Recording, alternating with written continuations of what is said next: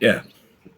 So I'm a good lover of music, and I believe that talents are very potent instruments of wealth, and they are specially and intentionally given to all men as a raw material to build, to contribute, to build a legacy, and to prosper.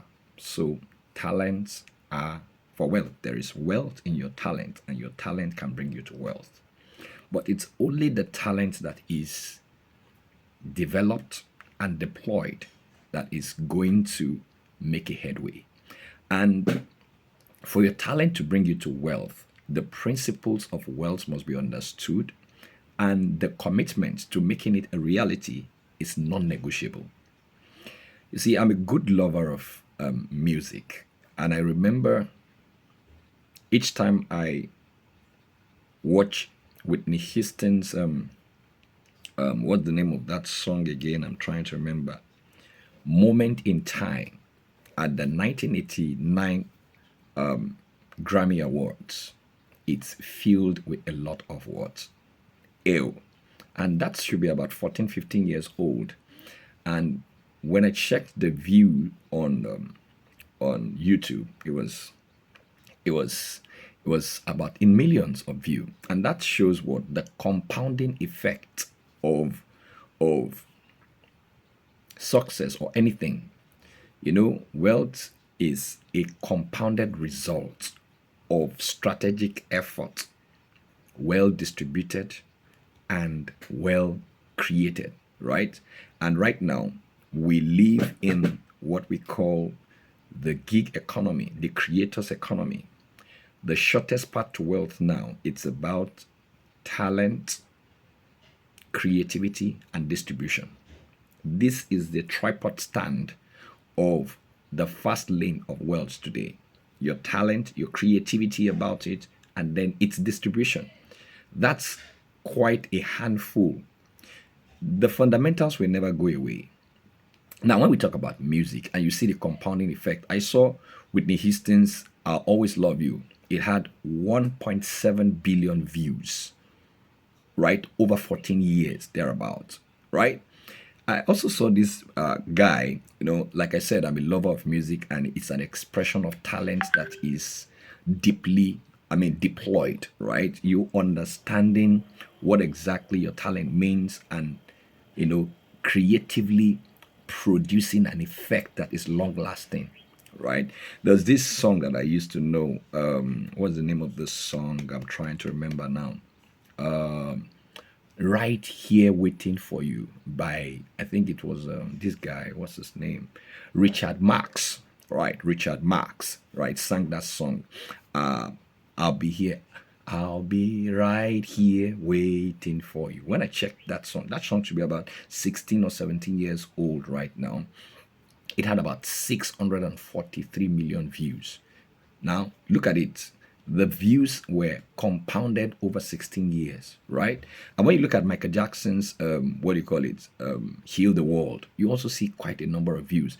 Now, when you go and look at these old songs that are probably 14, 15 years old, you go back to them, you discover something very unique. You will see the personal vision and the commitment to a dream in those artists, right? Every one of us is created as an artist with a talent to solve a particular problem or to create a lasting effect in a particular way. So, you that is listening to me this morning, there is the default capacity that you came with. There is a wealth raw material that you came with. Your ability to identify, polish, right, and deploy that default capacity. When I say default capacity, follow come. They call it talent. The guy is talented. There are some people that are not certificated, but they are talented. Now there are other people who are talented and certificated, right? When you're talented and you're certificated, it gives you an added advantage. It's called leverage. And that's why you find heal the world. And probably you see this Donny Warwick. There's this song by Donny Warwick. I don't know why I'm talking about music today. I don't know. Yes, music makes the world go around and all that. And it's a passionate display of creativity, of effort, of commitment in order to be able to, pass a message to a people or to a generation. Why am I going back to those songs? Those songs were the raves of the moment that particular time. So every one of us is created to make a statement for as long as we have breath in our nostrils. That's the truth. And your talent is the golden pathway to your wealth. But this talent, raw, deployed or distributed raw, won't command the kind of value that it will command when it is identified, trained, coached, and deployed, right? So you've got to discover, develop, and deploy your talent, right? So what are you talented at? I tell you for free, talents have walked the surface of the earth, and talents are still walking the surface of the earth that have left lasting and printed their effect in a compounding way. They are the demonstration of their talent. When you talk about Michelangelo and his artwork, when you look at them, what comes to mind? You simply see creativity at its peak. You see commitment. You see diligence. You see a dream. You see a passion. You don't know what is in a rock until an artist begins to chop it off. That's the same way you don't know exactly what you are talented in, and you decide to train yourself along, can do, and the kind of legacy is going to leave for you. So it's important for you to examine yourself today. If you think about Usain Bolt right now, check how much it's worth. Look at the footballers. How much are they worth? Look at even the comedians. Come down to just comedians, right? Comedy is just creativity, the ability to be able to look at environment and make a creative mockery out of it, and then say it in a way that will command laughter. And laughter is medicinal. A lot of people are frustrated, but when they sit under a particular atmosphere, they are either imparted, they are either inspired, entertained, challenged to go the next level or to move the next mile. So what exactly is your talent going to do for you? Remember the parable of the talents in the Bible, right? The parable of the talents in the Bible shows us that the talents were given to them to trade with. But some people are multi-talented, yet there is no multiple streams of income from their multiple talents. And some people have just a single talent, and there's a way in which they hone this simple talent of theirs that it creates multiple chances. It creates deep-seated opportunities for them. That's the sincere truth. So there are people that write just one book. Their talent is in writing.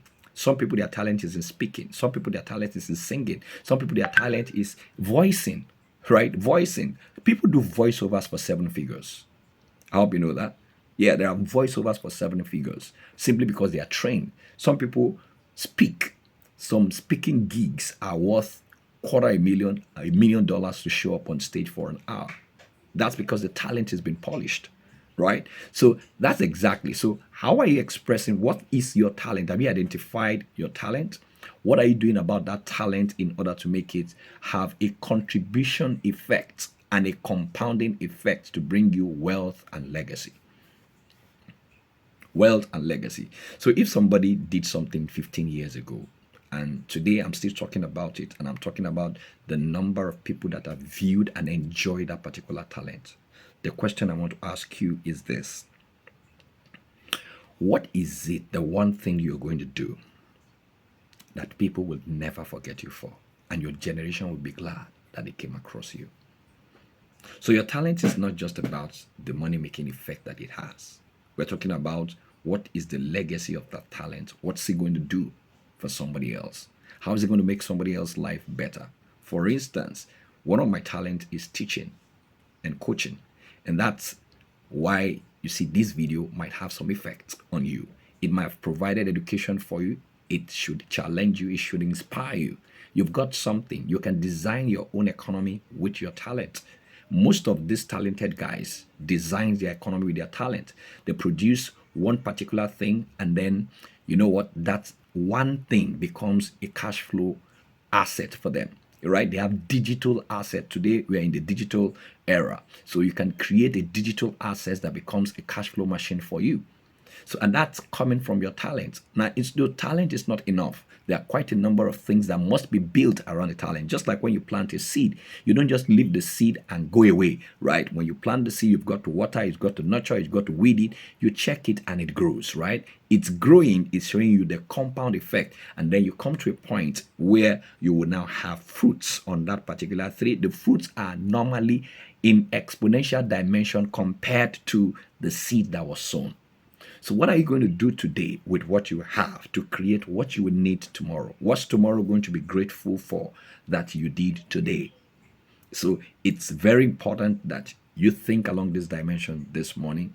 I don't know what your gift is, I don't know what your passion is, but what I would encourage you is that attach a personal vision and a commitment to a dream, to that particular talent.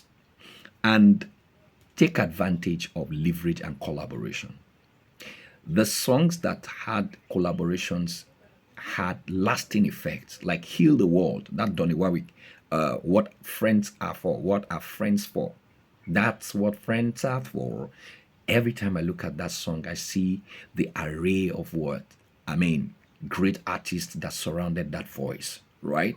One person did it. And then you see Michael Jackson, Heal the World. We saw that leverage, that collaboration, that mix of talents, right?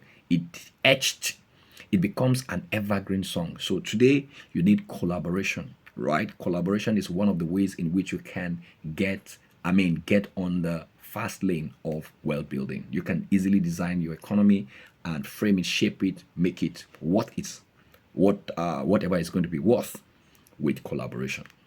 Then what else do I think that you should do? Like I said here, I said, what will the future remember? Is it the best that you gave or the talent that you buried? Little wonder Miles Morrow said that the richest place of the earth is the cemetery. It contains the songs that were never sung, the books that were never written, the inventions that never came to life. So what's the invention buried inside you? You listening to me. God, if you're a believer, buried an ocean in the belly of a rock. Moses spoke to the rock, hit the rock while he was supposed to speak to the rock, and water gushed out of it. Who would have known that water would come out of a rock? You don't know what is going to come out of you if you would take time to work on what you have and deploy it. So this morning, I just want to challenge you to find your wealth, develop it, polish it, get trained, get coached, build a business model around it, and the rest is history. This might take you some time. Just like that song says, love takes time, right? That's the same way wealth also takes time. It follows a process. There are fundamentals that you can't ignore. Work it, and I can tell you, you're going to experience this reality. That's the sincere truth. So, what has this video been for you, and how has it helped you, and what are you going to do today about that talent? Some of you started doing something and you dropped it. But today I want to challenge you. I want to encourage you to go back to it. Go pick it up again. Dust it. Don't forget your passion. A lot of professionals lost their job, and what they had to live for was their passion. They leveraged what they learned on the job, fused it with their passion, and got back on track. Right? So you can equally do the same. You are an amazing person. You are talented. I don't want this to go beyond this particular time. But the thing is that there is wealth in your talent. But are you going to make your talent wealthy enough to bring you the kind of wealth that you want? Or you're going to be like that talented person that buried his, that one servant, steward that buried his talent. His talent had equal potency with those that had 5. Some were given 5, some were given 3, and some were given 2, and another person was given 1. The one that had 1 undervalued the one he had, did nothing and buried it, forgetting that they all had the same potential. Those who have 5 different talents and the person who has 1, the talents have equal potential. It's not about the number, it's about the commitment to what the talent can produce, right? So that parable is a parable of wealth, and I believe that it speaks volume to every single person that is living on the job. What distinguishes you, your unique advantage might just be your talent. What you're talented in, what you're good at, is going to show. If you polish it, it will show, and it will sing you to prominent places. So every form of wealth has compound effects, and that means that there's going to be a time when you're going to invest so much of you in order to build one product that people will continuously pay you for. And in the beginning, you always do more than is required to get so little. But the time is going to come when the exponential effect of what you have been building and your commitment is going to speak, where you don't have to do so much to earn so much. And that's where I want you to get to. So, to learn further from this, you could partake or participate in any of my Designing Your Economy Masterclass and learn more ways in which you can build your own personal economy, either via your passion, either via your passion, your experience, your knowledge, your skills. We can put them together and make them pay you more than what they are currently paying you. My name remains Julius Afolabi. I am the creator of the 6-figure blueprint and a premium coach that answers your question. I help you to escape your income limits and build resilient wealth. So I'll see you around again. Thank you, and God bless you. Got it.